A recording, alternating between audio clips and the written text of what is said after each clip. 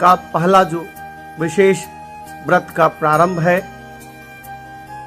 17 नवंबर दिन शुक्रवार नहाय खाए से यह व्रत की शुभारंभ हो रहा है। नहाय खाए में शुद्धता होती है। व्रती स्नान करके खुद से अपना भोजन बनाती हैं माताएं। नहाय खाए में विशेष रूप से चावल और लौकी, सीताफल की सब्जी और चने का दाल की विशेष महत्ता मानी गई है। यह 4 दिवसीय विशेष आस्था का महापर्व, शुद्धता का महापर्व, प्रकृति का महापर्व, ऐसा पर्व जिसमें जाति का भेदभाव मिटा करके पूरे सनातन धर्मावलंबी एक होते हैं। एक ऐसा पर्व जिसमें किसी भी तरह का मंत्र का ज्ञान की जरूरत नहीं है। एक ऐसा पर्व जिसमें छुआछूत नाम का कोई भेदभाव नहीं है।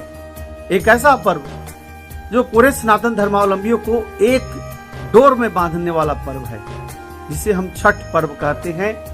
और यह छठ पर्व बिहार, उत्तर प्रदेश, मध्य प्रदेश, छत्तीसगढ़, झारखंड, उत्तराखंड से होते हुए आज दिल्ली, एनसीआर और हम कह सकते हैं महाराष्ट्र के अलावा विश्व के तमाम जगहों पर जहां पर उत्तर भारत के बिहार, उत्तर प्रदेश के लोग रहते हैं, भगवान सूर्य का आस्था का पर्व छठ व्रत को मनाते हैं।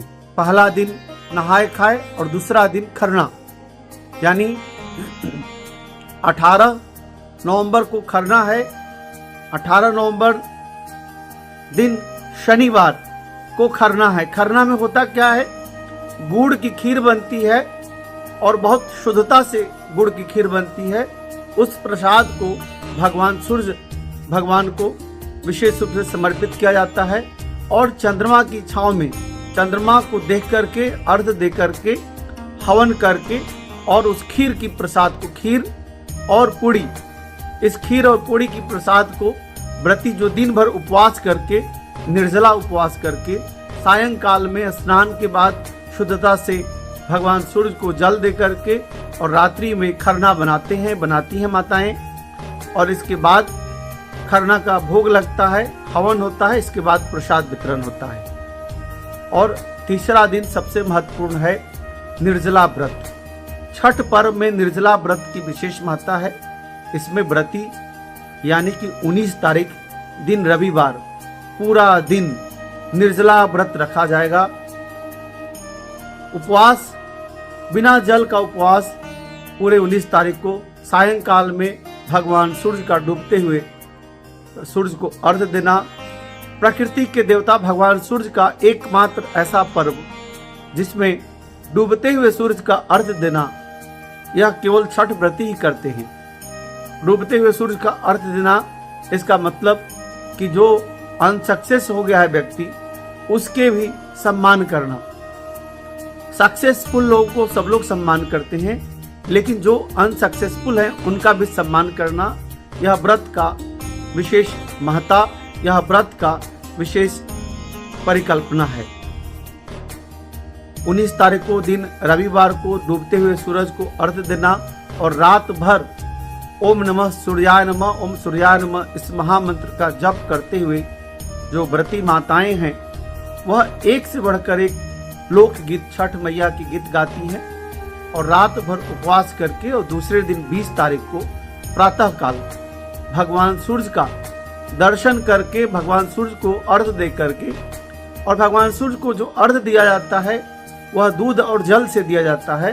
अर्घ दे करके, हवन करके और भगवान सूर्य को प्रणाम करके व्रती माताएं, बहनें और जो पुरुष व्रती हैं वह व्रत का पारण करते हैं।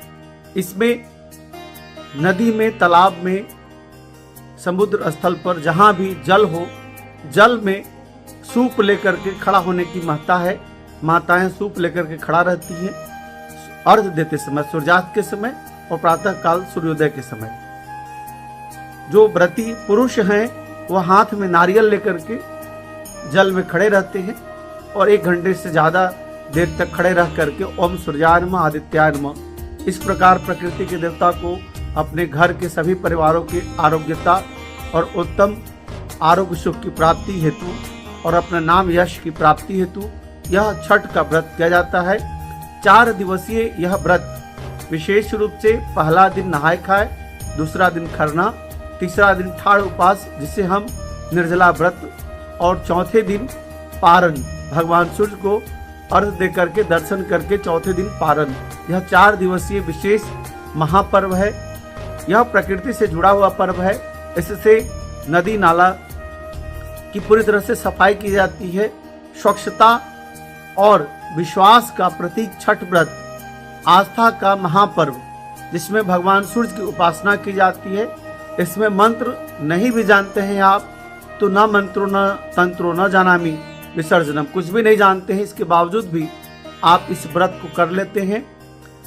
मैं पिछले 27 वर्षों से छठ व्रत को करते आ रहा हूँ और छठ व्रत करने से मुझे एक अद्भुत ऊर्जा की प्राप्ति होती है, यश की प्राप्ति होती है, आत्मविश्वास की प्राप्ति होती है। यह व्रत आत्मविश्वास का भी व्रत है। इसलिए छठ व्रती का सम्मान और छठ व्रती भगवान सूर्य का सम्मान करें और साथ ही साथ शुद्धता का ख्याल रखें। इस व्रत में शुद्धता का विशेष महत्व है। मैं पूरे विश्व के सनातनियों को छठ व्रत की हार्दिक शुभकामना देता हूं और मैं एक बार फिर से पूरे विश्व के जो व्रतधारी हैं उनको अभिनंदन नमन करता हूं। जय छठी मैया। ओम सूर्याय नमः।